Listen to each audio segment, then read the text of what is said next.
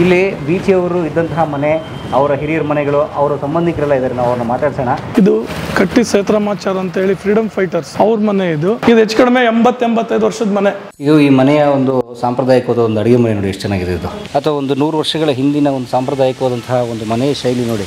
ಅವ್ರದ್ದು ಇದೇ ರೋಡ್ ಅಲ್ವಾ, ಇದೇ ರೋಡಲ್ಲಿ ಅಡ್ಡಾಡೋದು ಬರೋದು ಇಲ್ಲೇ ಮಾಡ್ತಿದ್ರಂತೆ. ಬೀಚಿಯವ್ರಕ್ಕಿಂತ ಅವ್ರ ಅಣ್ಣ ಏನಿದ್ರು ಅಯೋಧನಾಚಾರ ಅಂತ ಇದ್ರು.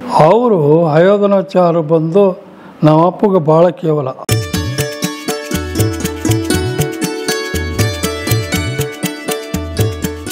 ಎಮ್ಮೆಗೋ MLAಗೋ ಏನು ಸಾಮ್ಯತೆ ಅಂತ ಯಾರೋ ಕೇಳಿದಾಗ ಬೀಚಿಯವ್ರು ಹೇಳಿದ್ರಂತೆ, ಎಮ್ಮೆ ಓಡಾಡ್ಕೊಂಡು ಮೇಯುತ್ತೆ, ರಾಜಕಾರಣಿ ಕೂತ್ಕೊಂಡೇ ಮೇಯ್ತಾನೆ.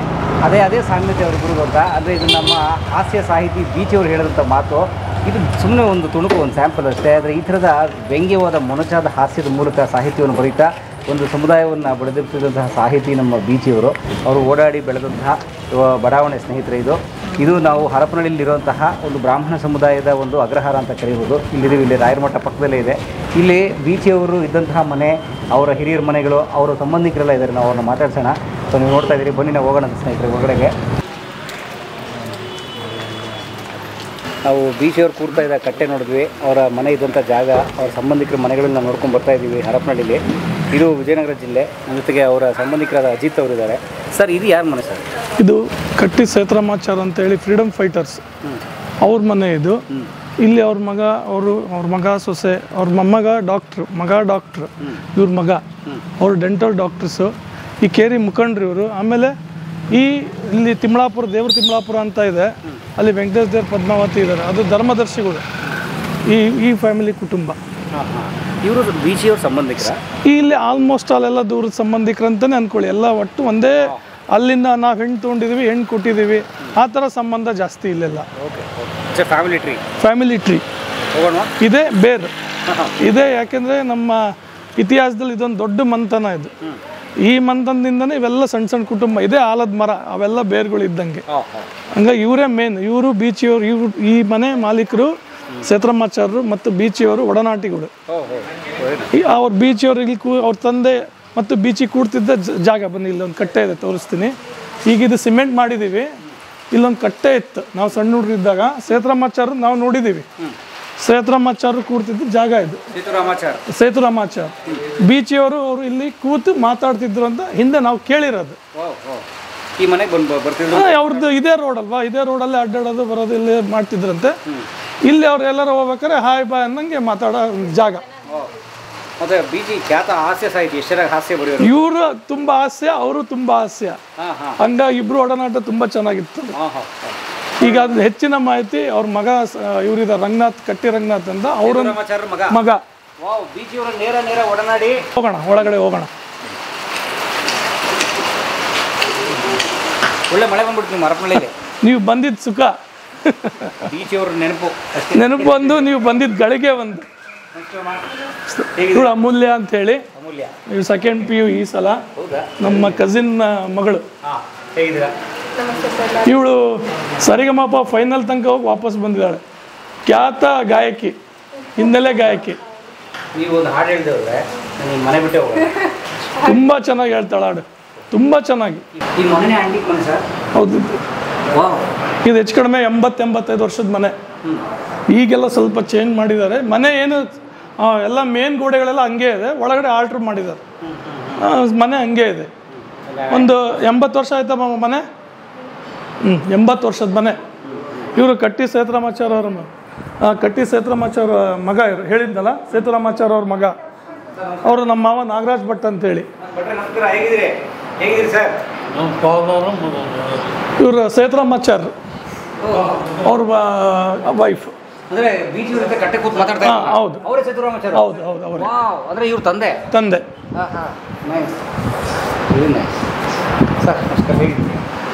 ಇವರು ಪ್ರೆಸ್ ಮಾಧವರಾವ್ ಅಂತೇಳಿ, ಹರಪನಹಳ್ಳಿ ಲೋಕಲ್ ಪ್ರೆಸ್. ಒಳ್ಳೆ ಕೆಲವು ಮಾಹಿತಿ ಕೇಳಕ್ ಬಂದ್ವಿ. ಹೌದಾ? ಇದು ಈ ಮನೆಯ ಒಂದು ಸಾಂಪ್ರದಾಯಿಕವಾದ ಒಂದು ಅಡುಗೆ ಮನೆ ನೋಡಿ ಎಷ್ಟು ಚೆನ್ನಾಗಿದೆ ಇದು. ಬಂದೆ. ಓ, ಹಿಂದೆ ತೋಟನೇ ಇದೆಯಾ? ಇಲ್ಲಿ ಮುಂಚೆ ಮನೆ ಇತ್ತು, ಎಲ್ಲ ತೆಗೆದ್ಬಿಟ್ಟು ಹಳೆ ಹೆಂಚಿನ ಮನೆ. ಮಾಮೂಲಿ ಸುಮ್ಮನೆ ಹುಡುಗರು ಎಷ್ಟೋ ಜನ ಓದ್ಲಿಕ್ಕೆ ಬರ್ತಾ ಇದ್ರು. ಫಾರ್ಮಸಿ ಕಾಲೇಜ್ ಇಲ್ಲೆಲ್ಲ ರೂಮ್ಸ್ ಇದ್ವು, ಅಲ್ಲೆಲ್ಲ ಇರ್ತಾ ಇದ್ರು. ಓಹೋ, ಅದೆಲ್ಲ ಆಮೇಲೆ ತೆಗೆದ್ರು. ಸೊ ಹಾಗಾಗಿ ಹಾಗೆ ತೋಟ ಎಷ್ಟು ಚೆನ್ನಾಗಿದೆ ನೋಡಿ. ನೋಡಿ, ಒಂದು ಹಳೆಯ ಕಾಲದ ಅಥವಾ ಒಂದು 100 ವರ್ಷಗಳ ಹಿಂದಿನ ಒಂದು ಸಾಂಪ್ರದಾಯಿಕವಾದಂತಹ ಒಂದು ಮನೆಯ ಶೈಲಿ ನೋಡಿ. ಒಂದು ದೊಡ್ಡ ಜಾಗದಲ್ಲಿ ಒಂದು ಮನೆ ಮುಂಭಾಗ ಅದೆಲ್ಲ ಬರುತ್ತೆ, ಅಡುಗೆ ಮನೆ, ದೇವ್ರ ಮನೆ ಎಲ್ಲವೂ, ಹಿತ್ತಲು ಬಾಗಿಲು, ಒಂದು ಕೈತೋಟ ಎಲ್ಲವೂ ಇಲ್ಲೇ ಬೆಳ್ಕೊಳಕ್ಕಿರುವಂಥ ಒಂದು ಕೈತೋಟ, ಆ ಥರದ ಒಂದು ಬೀಚಿಯವರದ್ದು ಸಂಬಂಧಿಕರ ಒಂದು ಮನೆ ನೋಡಿ. ಇದೇ ನಿಮ್ಮ ಬಾವಿ? ಇದು ಈಗ ವರ್ಕಿಂಗ್? ಓ ನೋಡಿ, ಇದು ಆ ಕಾಲದ ಬಾವಿ ಸ್ನೇಹಿತರೆ. ಅದರೊಳಗಡೆ ನೀರು ಎಷ್ಟು ಸ್ವಚ್ಛವಾಗಿ ಶುಭ್ರವಾಗಿದೆ. ಒಳಗಡೆ ಒಂದು ಆಮೆ ತೇಲ್ತಾ ಇದೆ ನೋಡಿ. ಅದು 18-19 ಇಯರ್ಸ್ ನೋಡಿ, ನಮ್ಮ ಹೆಸರು ಕೇಳ್ಕೊಂಡು ಅದು ಒಳಗಡೆ ಹೋಗ್ಬಿಡ್ತು ನೋಡಿ. ಅದು ಬಾಯ್ ಅಂತ ಹೋಗ್ಬಿಡ್ತದೆ. 18-19 ಇಯರ್ಸ್ ಬ್ಯಾಕ್ ಇಲ್ಲಿ ಬರಗಾಲ ಬಂದಿತ್ತು. ಇಲ್ಲಿ ಒಂದೇ ನೀರು ಭಾಳ ಇತ್ತು. ಓಹೋ, ಅವಾಗ ಆಲ್ಮೋಸ್ಟ್ ಎಲ್ಲರ ಮನೆಯಲ್ಲೂ ಇದೆ, ಇಲ್ಲಿ ಒಂದೊಂದು ಬಾವಿ ಇದೆ. ನಿಮ್ಮ ತಂದೆ ಬಗ್ಗೆ ಹೇಳಿ, ಸೇತುರಾಮಾಚಾರ್ಯ ಬಗ್ಗೆ. ನಮ್ಮ ತಂದೆಯವರು ಕಟ್ಟಿ ಸೇತುರಾಮಾಚಾರ ಅಂತೇಳಿ.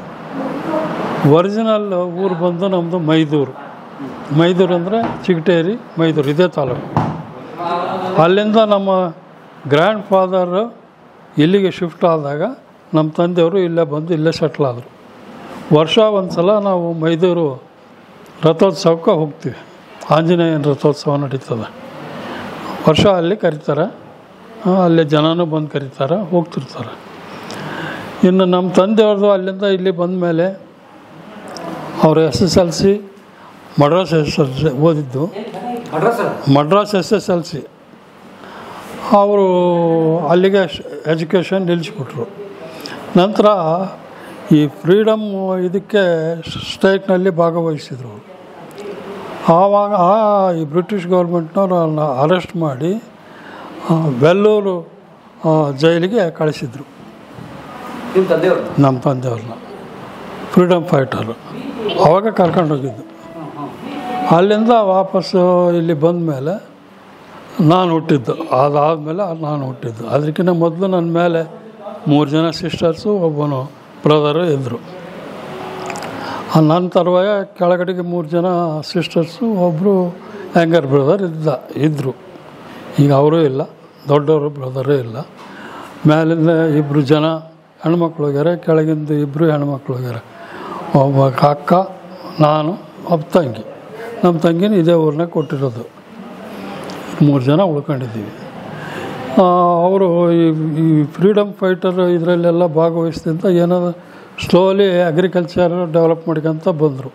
ಆವಾಗ ಬ್ರಿಟಿಷ್ ಇದು ಸ್ವಾತಂತ್ರ್ಯ ಬಂದ ತಕ್ಷಣ ಮೇಲೆ ನಮ್ಮ ತಂದೆಗೆ ಜಮೀನು ಕೊಟ್ಟಿದ್ದರು. ಅದು ನಮ್ಮ ತಂದೆ ಒಬ್ಬ ಮಾರವಾಡಿ ಕೊಟ್ಟಿದ್ದರು. ಆ ಮಾರವಾಡಿಯಿಂದ ಮತ್ತೆ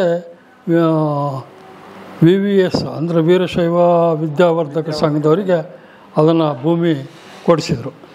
ಈಗ ಅಲ್ಲಿ ಕಾಲೇಜೆಲ್ಲ ಆಗಿದೆ. ನಮ್ಮ ತಂದೆ ಅಲ್ಲಿಂದ ಅಗ್ರಿಕಲ್ಚರ್ ಮಾಡ್ಕೊಂತ ಈ ಎಂಟರ್ಡ್ ಪೊಲಿಟಿಕಲ್ಸ್ನಲ್ಲಿ ಅದರಲ್ಲಿ ಇಲ್ಲಿ ಮುನ್ಸಿಪಾಲ್ಟಿಗೆ 2 ಸಲ ಪ್ರೆಸಿಡೆಂಟ್ ಆಗಿದ್ದರು.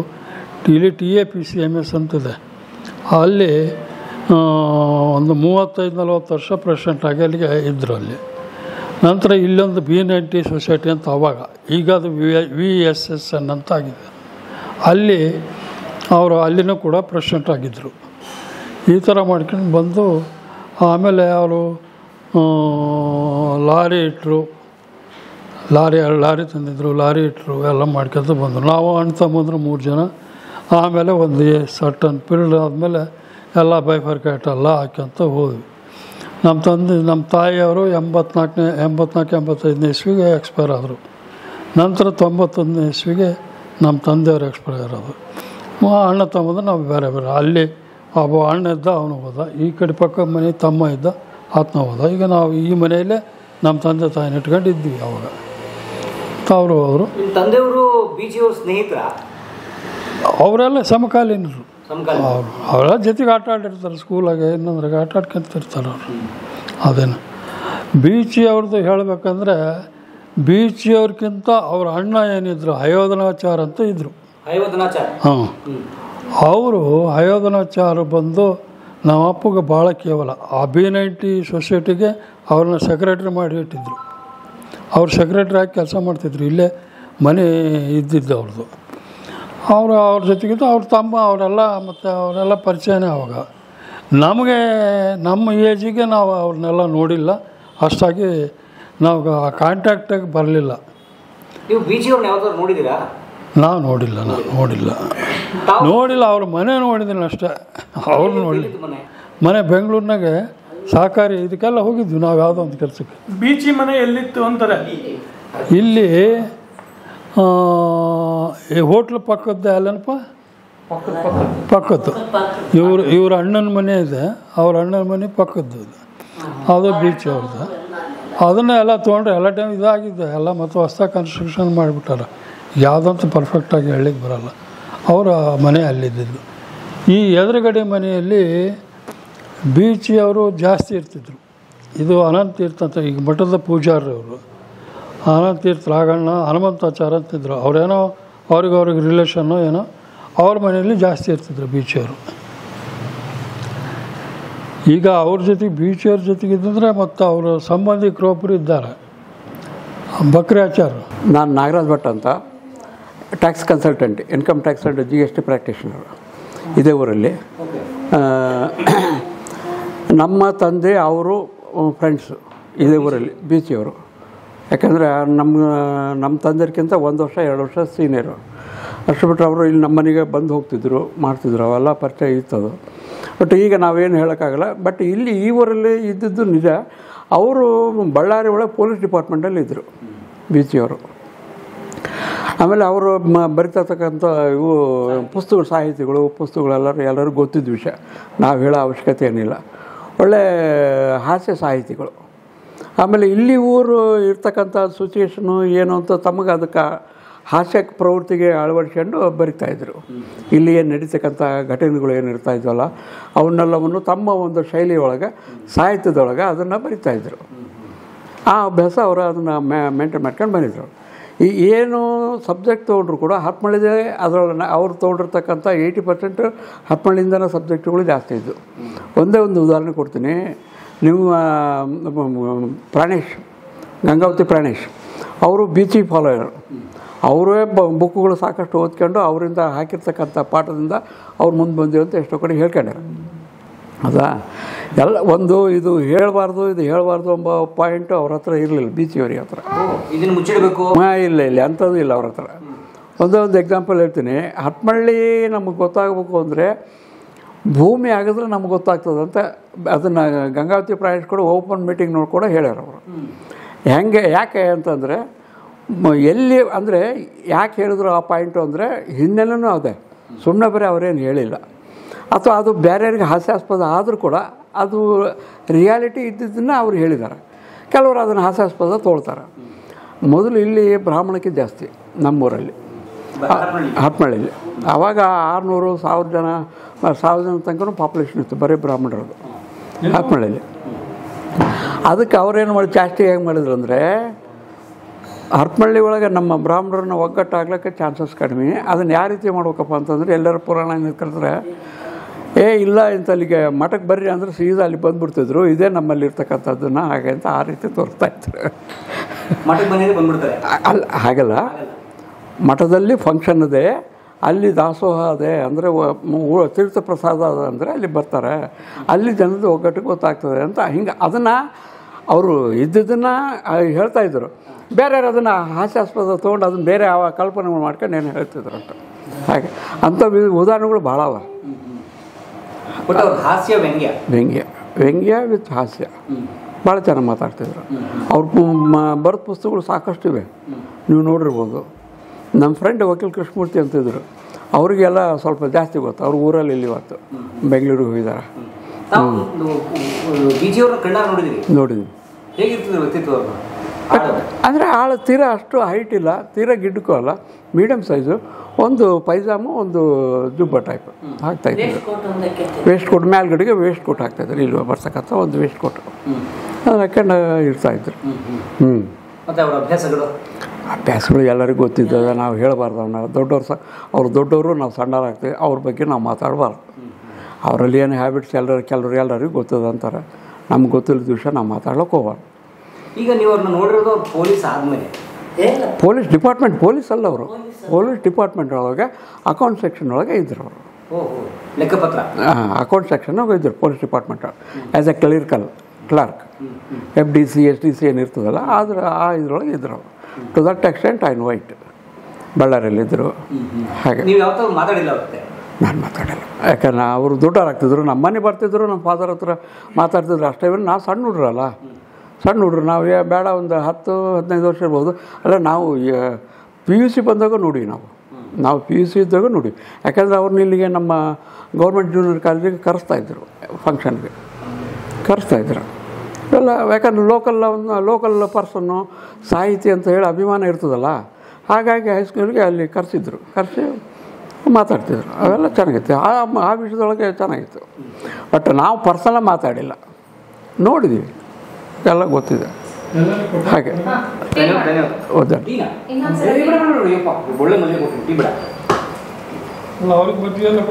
ಧನ್ಯವಾದ ತಮಗೆ. Okay, thank you sir. ಗೊತ್ತಿದ್ದ ವಿಷಯಗಳು ಹೇಳಿದ್ವಿ. ನಿಮ್ಮ ಹೆಸರು ಪರಿಚಯ ಹೇಳಿ, ಬೀಚಿಯವ್ರ ಬಗ್ಗೆ ಎಲ್ಲ ಹೇಳಿ. ಬೀಚಿಯವರ ದೊಡ್ಡ ಮಗ RS ಮೂರ್ತಿ ಅಂತ ಹೇಳಿದ್ರು. ಅವರಿಗೆ ನಮ್ಮ ಸಿಸ್ಟರ್ ವೀಣಾ ಅನ್ನೋರನ್ನ ಕೊಟ್ಟಿತ್ತು. ಇಲ್ಲೇ ಮದುವೆ ಆಗಿದ್ದು ಈ ಊರಾಗ 1968 ಒಳಗೆ. ಆಮೇಲೆ ಅವರಿಗೆ ಇನ್ನೊಬ್ಬ ಮಗ ಇದ್ದ, ಬಟ್ ಅವ್ರಿಗೆ ಮದುವೆಗಿಂತ ಮೊದಲನೇ ಅವನು ಹೋಗಿದ್ದ. ಮಗ ಇದ್ದಿಲ್ಲ, ಎರಡನೇ ಮಗ. ಹಾಂ, ಬೀಚಿಯವ್ರ ಎರಡನೇ ಮಗ. ಅದಕ್ಕೆ ಅವರು ಡಾಕ್ಟರ್ ಇದ್ದರು, ನಮ್ಮ ಭಾವ. ಅವರು RS ಮೂರ್ತಿ ಅಂತ ಹೇಳಿದ್ರು. ಸೊ ಅವರಲ್ಲಿ ಪ್ರಾಕ್ಟೀಸ್ ಮಾಡ್ತಿದ್ರು. ಆಮೇಲೆ ಅವರಿಗೆ ವೀಣಾ ಮತ್ತು ಸುಧಾ ಅವರಿಗೆ ಒಟ್ಟು 3 ಮಂದಿ ಮಕ್ಕಳು. ಒಬ್ಬ ಮಗಳು ಸುಧಾ ಅಂತ, ಇನ್ನೊಬ್ಬಾಕಿ ಸಂಧ್ಯಾ ಅಂತ. ಆಮೇಲೆ 3ನೇವನು ಮಗ, ಸರಿಗೆ ನೆನಪಾಗ್ತಾ ಇಲ್ಲ ನನಗೆ, ಹೆಸರು ನೆನಪಾಗ್ತಾ ಇಲ್ಲ. ಅದಕ್ಕೆ ಅವ್ರು 3 ಮಂದಿ. ಅದ್ರಾಗ ನೀವು ಬೀಚಿಯವ್ರು ನೋಡಿದ್ದೀರಾ? ಹಾಂ, ಬೀಚವ್ರು ನೋಡಿದ್ದೀನಿ. ಮಾತಾಡಿದ್ದೀರಾ? ಅವ್ರು ಹೆಚ್ಚು ಮಾತಾಡ್ತಿದ್ದಿಲ್ಲ ನಮ್ಮ ಜೊತೆ, ನಾವಿನ್ನೂ ಸಣ್ಣವರಿದ್ವಿ ಅವಾಗೆಲ್ಲ. ಸರ್, ನಿಮ್ಮ ಹೆಸರು ಪರಿಚಯ ವಿವರ ನೀಟಾಗಿ ಹೇಳಿ. ಯಾರು ಬೀಚಿಯವ್ರ ಬಗ್ಗೆ? ನಿಮ್ಮ ಹೆಸರು ಪರಿಚಯ ಹೇಳಿ. ನನ್ನ ಹೆಸರು, ನಿಮ್ಮ ಹೆಸರು, ನಿಮ್ಮ ಯಾವ ಊರು, ಎಲ್ಲಿ, ಯಾಕೇರಿ, ನೀವು ಬೀಚಿಗೆ ಏನಾಗಬೇಕು ಅನ್ನೋದನ್ನು ಕ್ಲೀನಾಗಿ ಹೇಳ್ರಿ. ನೀವೇನು ಕೆಲಸ ಮಾಡ್ತಿದ್ರಿ? ನಾನು ಸ್ಟೇಟ್ ಬ್ಯಾಂಕ್ ಆಫ್ ಮೈಸೂರಿನಲ್ಲಿ ಸ್ಪೆಷಲ್ ಅಸಿಸ್ಟೆಂಟ್ ಆಗಿ ಕೆಲಸ ಮಾಡ್ತಾಯಿದ್ದೆ. 2001 ನಾನು ರಿಟೈರ್ಡ್ ಆಗಿದ್ದೆ. ಬೀಚಿಯವರು ಪರಿಚಯ ಇದ್ದರು, ಅಂದರೆ ಭಾಳ ವರ್ಷ ಆಗಿದ್ದರಿಂದ ನಮಗೆ ನೆನಪಾಗ್ತಾ ಇಲ್ಲ. ಆಮೇಲೆ ನಮ್ಮ ವೀಣಾ ಅಂತೇಳಿ, ಅದು ನಮ್ಮ ಸಿಸ್ಟರ್ ಅಂತ ಹೇಳಿದ್ನಲ್ಲ, ಅವರಿಗೆ 3 ಮಂದಿ ಮಕ್ಕಳು ಅಂತ ಹೇಳಿದೆ ಆವಾಗ ನಿಮಗೆ. ಆಮೇಲೆ ಒಬ್ಬಾಕಿ ಆಸ್ಟ್ರೇಲಿಯಾದಾಗಿದ್ದಾಳೆ ಮಗಳು, ಇನ್ನೊಬ್ಬ ಮಗಳು ಅಲ್ಲೇ ಬೆಂಗಳೂರಾಗಿದ್ದಾಳೆ, ಮಗನೂ ಬೆಂಗಳೂರಾಗಿದ್ದಾನೆ. ಆಮೇಲೆ ನಮ್ಮ ಸಿಸ್ಟರು ಅಲ್ಲಿ ಬೆಂಗಳೂರಾಗಿದ್ದಾರೆ. ಈಗ ಅಲ್ಲೇ ಕೂತ್ಕೊಳ್ಳಿ ಪಕ್ಕದಲ್ಲಿ. ಈಗೇನು ಹೇಳಿದ್ರೆ ಗೊತ್ತಾದ್ರೆ, ಬೀಚಿಯವರ ಮೊದಲ ಭೇಟಿ ಹೇಗೆ ಕೇಳಿ? ನಿಮಗೆ ಬೀಚಿಯವರು ಮೊದಲನೇ ಸಲ ಎಲ್ಲಿ ಭೇಟಿ ಆದರು? ಬೀಚಿ ಮಗನ ಮದುವೆ ಮಾಡಿದ್ರಲ್ಲ, ನಿಮ್ಮ ತಂಗಿನ ಕೊಟ್ರಲ್ಲ, ಆ ಬೀಚಿ ಒಡನಾಟ ಅವ್ರ ಮದುವೆ ಮನೇಲಿ ಯಾವ ಥರ ಇತ್ತು? ಅವರೆಲ್ಲರ ಜೊತೆ ಕೋಆಪ್ರೇಟ್ ಆಗಿರ್ತಿದ್ರು, ಎಲ್ಲರ ಜೊತೆ ಮಾತಾಡ್ತಾ ಇದ್ರು ಅಷ್ಟೆ. ಯಾಕಂದರೆ ಅವರು ಇಲ್ಲಿ ಬೆಳೆದಿದ್ದು ಈ ಊರಾಗೆ. ಬೀಚಿಯವರು ಸಣ್ಣವರಿದ್ದಾಗ ಅವ್ರ ತಂದೆ ತಾಯಿ ಹೋಗಿದ್ರು. ಅದು ಹೀಗಾಗಿ ಇಲ್ಲಿ ಅವರು ಸೋದರ ಮಾವ ಇದ್ದರು. ಇವರಿದ್ದಾರಲ್ಲ, ಮಠದ ವೆಂಕಣ್ಣವರು, ಅವರ ತಾತ ಅವರು ಸಾಕ್ಯಾರ ಅವ್ರನ್ನ. ಹನುಮಂತಾಚಾರ್ ಅವ್ರನ್ನ ಸಾಕಿದ್ದಾರೆ. ಹನುಮಂತಾಚಾರ್ ಬಟ್ ತುಂಬಾ ಹಾಸ್ಯ ಪ್ರವೃತ್ತಿ. ಬೀಚಿಯವರಿಗೆ ತುಂಬ ಹಾಸ್ಯ ಪ್ರವೃತ್ತಿ ಇತ್ತಾ? ಇತ್ತು. ಅದಕ್ಕೆ ಅವರು BCHI ಅಂತ ಇದು ಮಾಡಿದ್ದವರು. ಬೀಚಿ ಅಂದರೆ ಬಿ ಅಂತ ಕನ್ನಡದಾಗ ಬರೋದು, CHI ಅಂತ ಇಂಗ್ಲೀಷ್ನಾಗೆ. ಅವ್ರು ಇದು BCHI ಇದ್ರ ಮೇಲೆ ಅದರಿಂದಲೇ ಮೊದಲು ಇದಾಗಿದ್ದ ಅಷ್ಟೇ. ಇದು ಬೀಚಿಯವ್ರ ಮಗನಿಗೆ ನಿಮ್ಮ ತಂಗಿನ ಕೊಟ್ಟಿದ್ದೀರಿ. ಅವ್ರ ಮಕ್ಕಳು ಎಲ್ಲೆಲ್ಲಿದ್ದಾರೆ, ಏನು ಮಾಡ್ತಾರೆ? ಹೇಳಿದ್ನಲ್ಲ ನಾನು. ಇನ್ನೊಂದ್ಸಲ ಹೇಳಿ, ಅಲ್ಲಿ ರೆಕಾರ್ಡ್ ಆಗ್ತದೆ. ಆಯ್ತು. ಒಬ್ಬ ಮಗಳು, ದೊಡ್ಡ ಮಗಳು ಆಸ್ಟ್ರೇಲಿಯಾದಾಗಿದ್ದಾಳೆ, 2ನೇ ಮಗಳು ಅಲ್ಲೇ ಬೆಂಗಳೂರಾಗಿದ್ದಾಳೆ, ಇನ್ನೊಬ್ಬ ಮಗ 3ನೇ ಮಗ ಅವನು ಬೆಂಗಳೂರಾಗಿದ್ದಾನೆ, ನಮ್ಮ ಸಿಸ್ಟರು ಬೆಂಗಳೂರಾಗಿದ್ದಾರೆ. ಜಾಣರು ಮಾತಾಡಿದ್ರೆ ಚರ್ಚೆ ಆಗುತ್ತೆ, ಅದೇ ದಡ್ಡರು ಮಾತಾಡಿದ್ರೆ ಗುದ್ದಾಟ ಆಗುತ್ತೆ.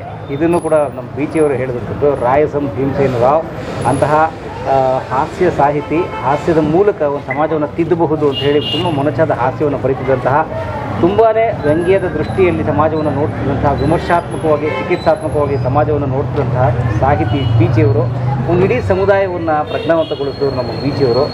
ಅವರು ಹುಟ್ಟು ಬೆಳೆದ ಬಡಾವಣೆ ಸ್ನೇಹಿತರು ಇದು. ಈಗ ನಾನು ಕೂತಿರೋದೇ ಬೀಚಿ ಕಟ್ಟೆ ಅಂತ ಹೇಳಿ. ಬೀಚಿಯವರು ಕೂತು ಅನೇಕರ ಜೊತೆ ಮಾತನಾಡಿರುವಂತಹ, ಚರ್ಚೆ ಮಾಡಿರಬಹುದಾದಂತಹ ಕಟ್ಟೆ ಇದು, ಬೀಚಿ ಕಟ್ಟೆ ಅಂತ. ಇಲ್ಲಿಗೆ ಬಂದು ನಂಗೆ ಭಾಳ ಸಂತೋಷ ಆಯಿತು. ಬೀಚಿಯವರ ಬಗ್ಗೆ ಹಿಂದೆ ನಾವೊಂದು ವಿಡಿಯೋ ಕೂಡ ಮಾಡಿದ್ವಿ, ಕಲಾಮದಲ್ಲಿ ತುಂಬ ವೈರಲ್ ಆಗಿತ್ತು 5 ವರ್ಷದ ಹಿಂದೆ. ಮತ್ತು ನಾನಂತೂ ಬೀಚಿಯವರ ಅಪ್ಪಟ ಅಭಿಮಾನಿಯವರು, ಸಾಹಿತ್ಯದ ಓದುಗ. ಅವ್ರ ಸಾಹಿತ್ಯ ನನ್ನ ಪ್ರಭಾವಿಸಿದೆ ಕೂಡ. ಓದುವ ಸಂಸ್ಕೃತಿ ಹೆಚ್ಚಾಗಲಿ. ಓದುವ ಮೂಲಕ ಬರೀ ಓದಿದ್ರೆ ಮಾತ್ರ ಅಲ್ಲ, ಓದಿನಲ್ಲಿರುವಂತಹ ತಿಳುವಳಿಕೆ, ಜ್ಞಾನವನ್ನು ತಿಳ್ಕೊಂಡು ನಾವು ಕೂಡ ಯಾವ್ದು ಸರಿ ಯಾವ್ದು ತಪ್ಪು ಅಂತ ಪ್ರಶ್ನೆ ಕೇಳ್ತಾ ವಿಮರ್ಶಾತ್ಮಕವಾಗಿ ಬದುಕೋ ಮೂಲಕ ಆ ಎಲ್ಲ ಗಣ್ಯರಿಗೆ, ಬೀಚಿ ಅಂತ ಮಹಾತ್ಮರಿಗೆ ನಾವು ತೋರಿಸ್ಬೋದಂಥ ಗೌರವ ಅಂತ ನಾನು ಹೇಳಕ್ಕೆ ಇಷ್ಟಪಡ್ತೀನಿ. ಬೀಚಿಯವರ ಹರಪಳಿಗೆ ಸಂತೋಷ ಆಯಿತು. ನೀವು ಈ ಕಡೆ ಬಂದರೆ ಇಲ್ಲಿಗೆ ಬನ್ನಿ. ಓಕೆ, ನಮಸ್ಕಾರ.